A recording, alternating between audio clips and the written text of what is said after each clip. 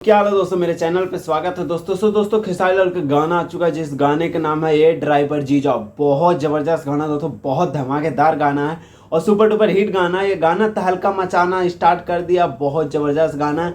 आप लोग भी जाइए आदिशक्ति फिल्म चैनल पे और देखिए और प्यार आशीर्वाद इस गाना का दीजिए। इस गाने गाए खेसारी लाल यादव और नेहा राज, और खेसारी लाल यादव और नेहा राज की जोड़ी माइंड ब्लोइंग जोड़ी, बहुत जबरदस्त सुपर डुपर हिट जोड़ी है इन लोग का। और प्यार आशीर्वाद आप लोग जरूर सपोर्ट कीजिए। इस गाने में नजर आएंगे खेसारी लाल यादव और निशा पांडे, कुछ ऐसी नाम है उनका, नाम थोड़ा कंफर्म याद नहीं है मुझे। और बहुत धमाकेदार गाना है। इस गाने के जाके प्यार आशीर्वाद और सपोर्ट जरूर कीजिए। और बहुत धमाकेदार इस गाना, होली के बहुत खेसारी लाल के गाने आ रहे हैं। मैं यही कहना चाहता हूँ कि इतने गाने नहीं आना चाहिए। गाना ये भी बहुत ज़बरदस्त हिट है और सारे गाने खेसारी लाल के हिट ही हैं।